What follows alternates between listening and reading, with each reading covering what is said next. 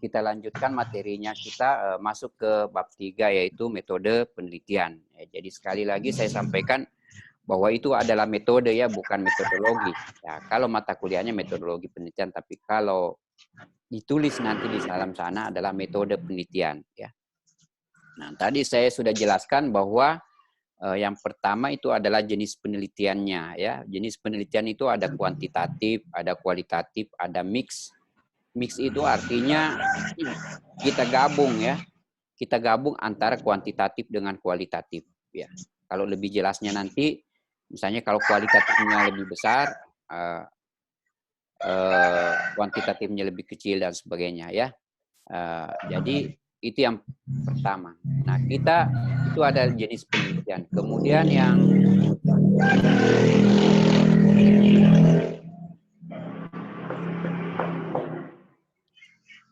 ributnya itu ayamnya.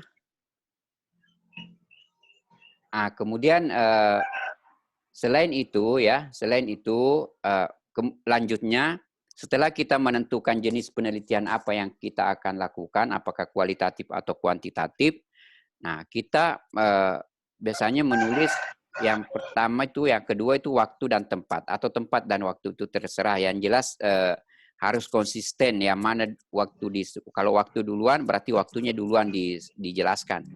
Waktu penelitiannya itu kan biasanya rata-rata kita adalah 3 bulan ya, atau 2 bulan lebih ya. Karena kita menyesuaikan besar kecilnya permasalahan. Jangan sampai kita katakan 3 bulan, tapi ternyata permasalahan kita itu 2 bulan sudah selesai ya, sudah selesai kita data-datanya. Kemudian juga kita bisa katakan 2 bulan saja penelitian, tapi ternyata permasalahannya besar dan itu harus kita sesuaikan dengan itu. Ya. Ada juga pelihara ayam ini. Nah, itu waktu ya. Kemudian tempat penelitian. Tempat penelitian ini juga kan kadang teman-teman kan memilih biasanya tempatnya penelitian. Masih kurang yang masih kurang yang menentukan tempat itu dilakukan secara sistematis ya, secara acak sistematis atau secara sistematis. Tapi biasanya langsung secara purposif saja ditentukan. Tapi walaupun ditentukan secara purposif, tempat penelitian itu harus dijelaskan alasannya secara ilmiah. Jadi bukan secara subjektif. Misalnya tempatnya di Polman karena kampungnya misalnya di Polman.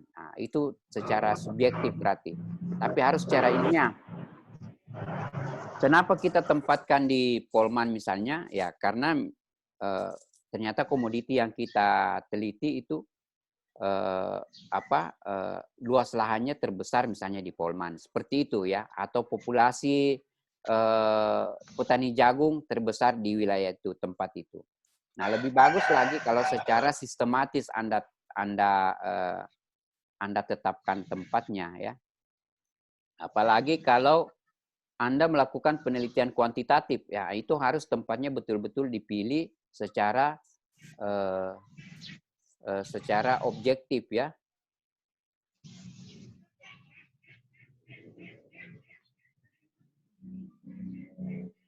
Nah, biasanya tempat ini yang menjadi yang menjadi masalah karena ditentukan begitu saja tanpa adanya alasan yang alasan yang tepat ya, yang secara ilmiah itu kita bisa terima. Nah, jadi tempat itu bisa dipilih secara acak ya. Maksudnya secara acak itu bisa saja kita random. Desanya misalnya ada 7, kita random saja. Yang mana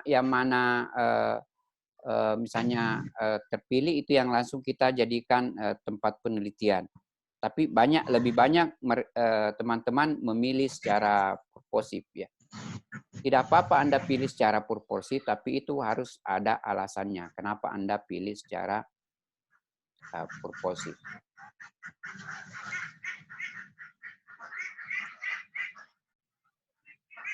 Nah, kemudian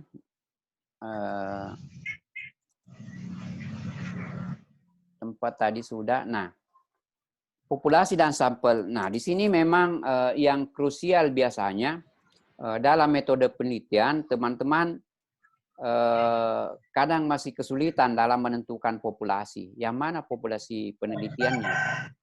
Nah, misalnya kan tidak semua, kalau misalnya Anda mau melakukan penelitian survei, Anda mau melakukan wawancara, Anda mau melakukan misalnya diskusi, berkelompok, harus Anda menentukan populasinya. Tetapi tidak semua masyarakat di desa itu menjadi populasi penelitian, walaupun kita penelitian di desa itu, ya. Misalnya Anda melakukan penelitian di desa A misalnya, di desa Salok 2 misalnya di Endrekang. Tidak semua penduduk di desa Salok 2 itu merupakan populasi penelitian Anda. Tergantung penelitian Anda apa. Kalau Anda mau melakukan penelitian terhadap produksi jagung, nah tentunya yang Anda maksud dengan populasi adalah petani jagung yang ada di desa Salok 2 tersebut. Dan itu jumlahnya harus kita ketahui, ya. Sekali lagi jumlah populasi harus kita ketahui. Nah, pengalaman selama ini kalau teman-teman melihat ada seminar proposal, ya kadang saya bilang kenapa ini populasi penelitian Anda tidak berbeda jauh dengan populasi penelitian teman-teman Anda sebelumnya, bahkan ada yang sama, beda desanya tapi populasinya sama. Nah itu kan walaupun ada peluangnya sama tapi itu jauh, ya. Nah, jadi harus ada populasinya. Makanya ada disebut dengan framing populasi. Kita harus tahu dulu populasinya siapa. Petani jagung, ya. Petani jagung di desa itu berapa jumlahnya, itulah adalah jumlah populasi. Kenapa kita mesti tahu jumlah populasi? Karena kita mau mengambil sampel. Nah, tidak mungkin kita mau melakukan penelitian, semua populasi itu kita teliti. Kalau ada 2.000 petani jagung, masa 2.000-nya kita mau wawancarai? Tidak mungkin. Nah, kita harus ambil sampel. Sampel itu yang betul itu kita harus ambil dengan metode yang betul, dengan jumlah yang tepat. Ya, karena jadi ada dua yang harus Anda perhatikan di dalam pengambilan sampel. Metode yang betul, jumlah yang tepat. Biar jumlahnya tepat tapi metodenya salah, itu juga salah dalam pengambilan sampel. Atau sebaliknya, metodenya tepat tetapi jumlahnya salah, berarti itu salah dalam pengambilan sampel. Nah, bagaimana cara menentukan jumlah? Ya banyak pendapat, ya, menentukan jumlah sampel. Ada yang mengatakan secara proporsional, ya, tapi walaupun secara proporsional harus jumlahnya berapa. Nah, ada rumus yang biasa teman-teman pakai juga, misalnya mempertimbangkan varian daripada sampel yang ada, varian daripada populasinya. Apakah populasi itu homogen atau heterogen? Semakin heterogen populasinya, itu semakin banyak sampel yang harus Anda dapat ambil.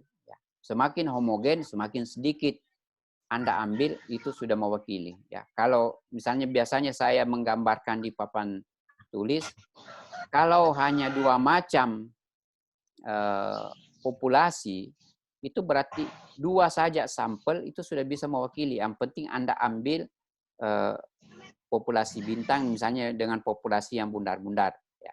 Anda ambil itu berarti dia sudah mewakili populasi. Tapi kalau banyak jenisnya di dalam, terus 2 saja Anda ambil, berarti ada jenis yang Anda tidak ambil. Makanya itu perlu hati-hati di dalam pengambilan sampel, ya. Sampel ada juga, walaupun ada juga secara purposif, ya.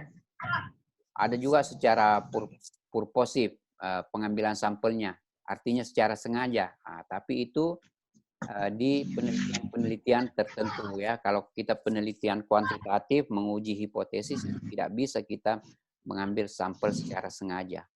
Tapi kalau kita mau mendeskripsikan, apalagi kalau kita penelitian studi kasus, itu tidak apa-apa secara sengaja, karena yang kita teliti ini adalah kasusnya. Jadi apa yang kita gambarkan nanti mewakili kasusnya, tidak mewakili yang lain, ya. Nah, itu perbedaannya. Nah, untuk pengambilan sampel ada simple random, ya, yang banyak digunakan simple random. Tapi sekali lagi populasinya harus Anda ketahui. Ya, tidak bisa Anda mengambil sampel secara random kalau Anda tidak tahu populasinya, jumlahnya berapa, nama-namanya siapa, itu tidak mungkin. Tidak mungkin Anda melakukan random. Jadi jangan ditulis di proposalnya sampel diambil secara random, tetapi tidak ada list populasinya. Sama dengan contoh simple random itu kan sama dengan orang arisan. Ya, mengundi arisan, yang naik arisannya itu diambil sebagai sampel. Tidak mungkin Anda bisa mengundi arisan, melot arisan kalau tidak ada nama-namanya di dalam. Nah, nama-nama yang ada di dalam itu yang kita anggap sebagai populasi. Misalnya ada 100 nama yang kita masukkan di dalam wadah, kemudian kita lot, kita mau muncul 30 orang. Nah, yang muncul itulah nama-nama yang kita menjadikan sampel. Itu begitu sederhananya, contoh sederhananya mengambil sampel secara random sampling simple ya, secara sederhana. Nah, Anda juga bisa menggunakan ya namanya tabel random ya. Misalnya ada nama populasinya Anda urut mulai dari nomor 1 sampai 1000 karena ada 1000 populasi. Anda mengambil angka-angka acak ya, angka acak itu misalnya ada 1, 3, 7 dan seterusnya. Anda perhatikan itu. Jadi semua nomor-nomor itu Anda ambil sebagai sampel. Nah, jadi sekali lagi Anda tidak bisa menentukan sampel kalau Anda tidak mengetahui jumlah populasinya dan nama-nama populasinya. Itulah pentingnya kenapa kita selalu meminta saudara-saudara sebelum menyusun proposal, sebelum menentukan metode penelitian, Anda melakukan yang namanya survei awal di lapangan.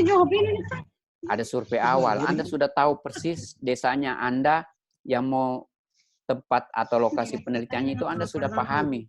Anda sudah tahu bagaimana konturnya, bagaimana situasi masyarakatnya, bagaimana situasi lingkungannya dan sebagainya. Sehingga Anda dengan mudah menyampaikan dalam proposalnya seperti ini model sampelnya. Jangan sampai nanti misalnya desanya tersebut penduduknya tersebar-sebar, terus Anda mau mengambil sampel secara random. Nah, itu bisa saja Anda kesulitan ya di dalam mengambil sampel. Makanya pengambilan sampel itu harus disesuaikan dengan kondisi lapangan. Makanya sekali lagi kita harapkan Anda melakukan survei awal di desa yang Anda ingin tempati melakukan penelitian, kemudian Anda menyusun proposal.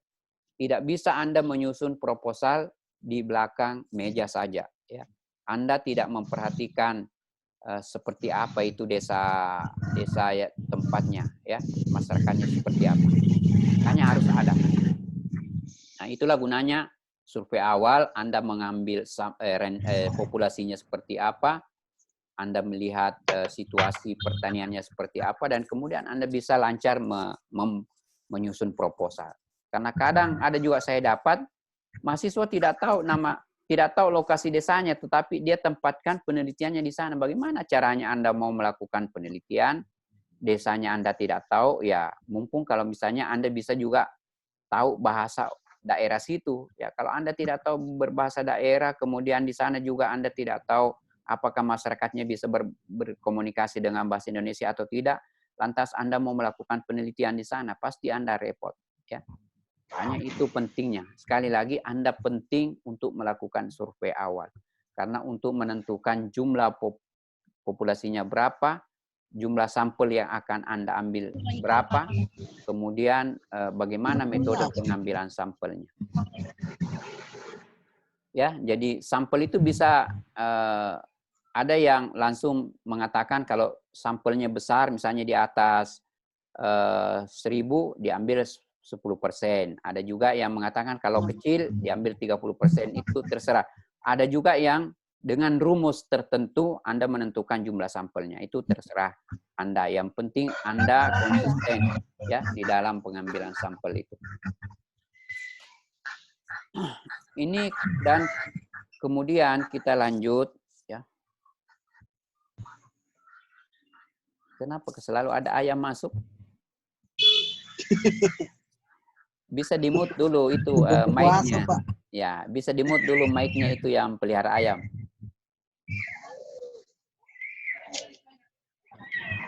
Ano, nasa, nasa. Matikan mic mo, nasa. Ya, Sainal, matikan mic-nya Pak Sainal. Masuk di suara ayam ya. tuh. Pak Zainal, mutkan dulu. Ayamnya Mas. Nggak usah pindah, mutkan saja anunya. Nggak usah pindah, mutkan saja mic-nya.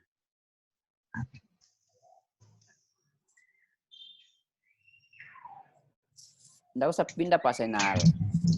Pak Zainal, Iya, Pak. nggak usah pindah, mutkan saja mic-nya. Mic-nya itu tidak dibunyikan, tidak diedit.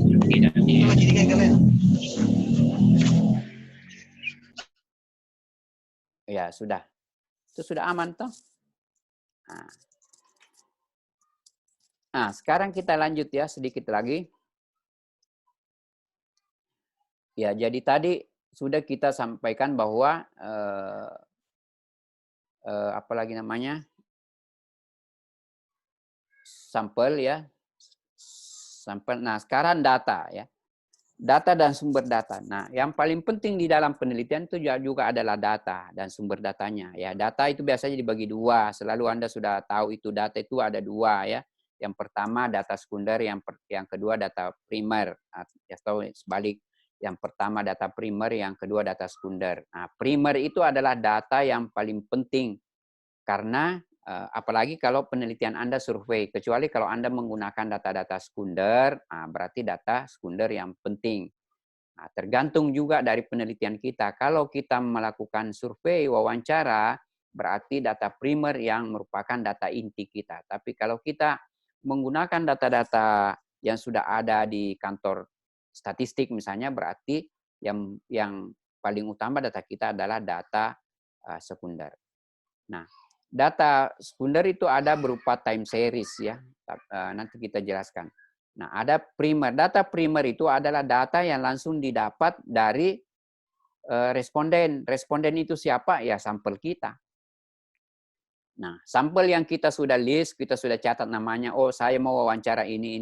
Tidak boleh lagi kita wawancara orang lain, kecuali kalau kita mau memperkaya hasil penelitian kita, kita melakukan wawancara terhadap informan namanya, bukan lagi responden, tapi informan, misalnya kepala desa, PPL, camat, dan sebagainya, itu hanya untuk memperkaya hasil penelitian kita, hasil temuan kita di lapangan. Tetapi data primer untuk wawancara itu kepada responden yang tadi kita sudah dapatkan, misalnya jumlahnya dari jumlah populasi yang ada, kemudian metodenya seperti apa, pengambilannya apakah kita acak atau secara purposif. Sekali lagi kalau diacak ya harus punya data populasi ya.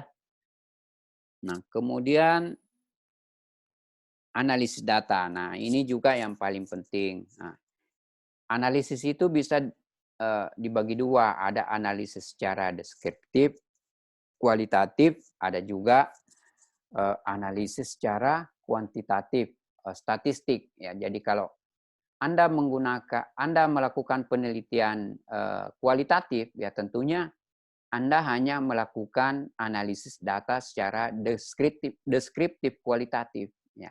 Misalnya melakukan penjodohan, melakukan tabulasi silang, kemudian mendeskripsikan. Nah, itu semuanya data-data deskripsi ya, deskripsi. Tabel frekuensi, tabel presentasi. Nah, itu semuanya adalah menggunakan statistik deskriptif namanya ya. Hanya rata-rata. Menggunakan misalnya rata-rata, menggunakan jumlah, persentase, itu semuanya deskriptif. Tetapi kalau kuantitatif, Anda menggunakan statistik, Anda menggunakan ekonometrika di dalam penyelesaian datanya.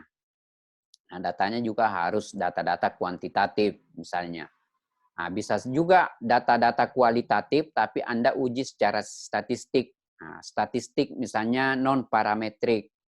Nah, biasanya teman-teman yang bergerak di penyuluhan membuat misalnya menganalisis hubungan ya atau korelasi ya, misalnya korelasi antara kunjungan penyuluh dengan produksi, ada enggak korelasinya, berapa jumlah kunjungan dan berapa produksinya. Nah, itu bisa saja dianalisis dengan statistik non-parametrik dengan menggunakan chi-square misalnya. Ada juga analisis data mix ya. Anda analisis deskriptif, kemudian juga Anda analisis kuantitatif statistik. Jadi dua Anda analisis, itu namanya mix. Kalau Anda menggunakan tadi metode mix, makanya di jenis penelitian tadi itu penting untuk disampaikan. Jenis penelitiannya kita ini seperti apa? Apakah kita mau penelitian kualitatif saja, atau penelitian kuantitatif saja, atau mix dua-duanya kita gabungkan. Ada kualitatifnya, ada juga kuantitatifnya. Makanya di analisis datanya juga ada analisis kualitatif, ada juga analisis kuantitatif.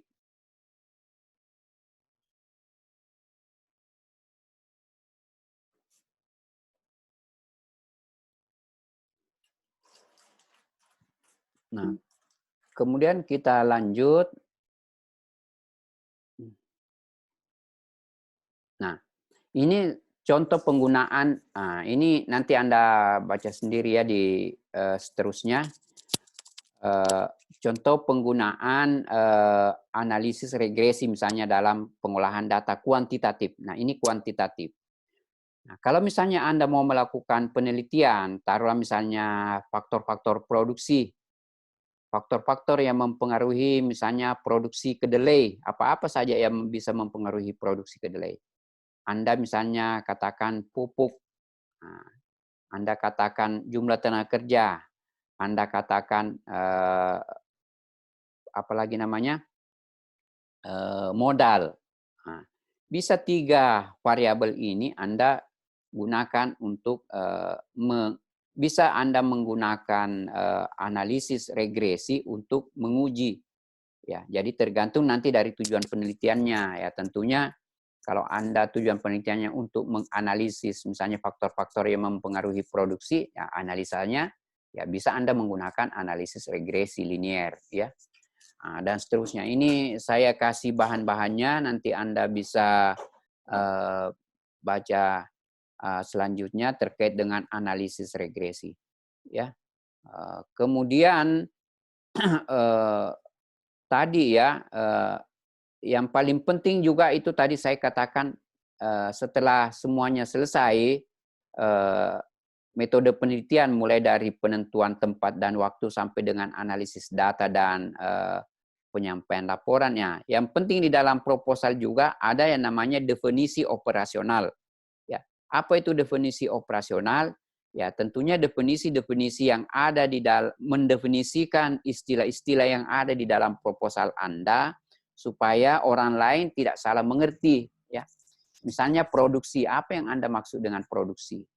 Nah, misalnya produksi ya, saya maksud produksi dalam penelitian ini adalah produksi kedelai setiap musim tanam, diukur dalam kilogram per hektar. Nah, itu definisi operasionalnya. Karena kalau Anda katakan produksi saja, orang bisa interpretasinya macam-macam. Ada yang mengatakan, oh ini produksi per tahun, 2 kali panen. Ada yang mengatakan produksi 1 kali panen saja. Ada yang mengatakan produksinya apa namanya, macam-macam istilah interpretasinya orang. Kalau Anda tidak berikan batasan di dalam konsep operasional atau definisi operasional. Makanya kita selalu katakan bahwa di dalam definisi operasional itu harus betul-betul yang real di lapangan, yang Anda akan operasikan, bukan teori. Karena kalau teori, apa yang dimaksud dengan produksi? Hasil produksi yang didapatkan oleh petani, itu teorinya. Tapi di lapangan, yang Anda masuk produksi apa? Nah, produksi adalah produksi kedelai. Jadi produksi kedelai saja. Produksi yang lain Anda tidak masukkan dalam produksi di dalam bahasan Anda itu, ya. Nah, kemudian istilah-istilah yang lain lagi di dalam yang Anda akan yang ada di dalam proposal Anda itu. Itulah yang Anda itu jadikan produksi ya, yang Anda jadikan definisi operasional. Jadi itu sangat penting. Walaupun banyak hal-hal yang sebenarnya penting, semuanya penting sebenarnya di dalam proposal itu ya. Semua item yang ada itu penting semuanya. Jangan menganggap bahwa oh ini hanya definisi operasional, enggak perlu, ini tidak terlalu penting ya. Kemudian ada yang lain. Nah, kemudian juga daftar pustaka. Terakhir itu daftar pustaka ya. Sebelum kita berakhir, daftar pustaka juga itu penting ya. Kenapa dia penting? Banyak juga teman-teman menuliskan daftar pustaka.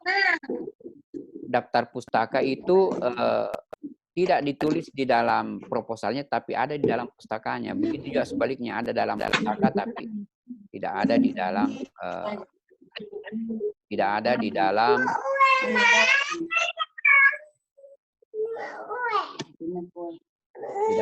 tidak ada di dalam ininya.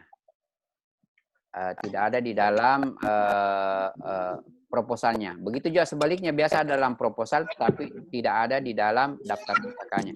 Makanya itu penting. Nanti kita kalau minggu depan saya mungkin secara teknis lebih banyak secara teknis lagi memberikan arahan kepada saudara mengenai misalnya bagaimana mengutip daftar pustaka, bagaimana supaya daftar pustaka kita itu tidak menyimpang, artinya tidak banyak yang tidak ada di dalam tulisan. Nah, kita bisa menggunakan tools ya, kita bisa menggunakan teknologi yang ada untuk menyusun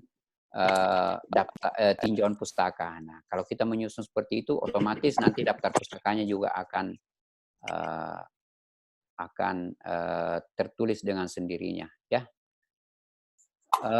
Mungkin masih ada yang lain yang kalau ada hal-hal yang ingin ditanyakan, silakan supaya kita bisa diskusikan.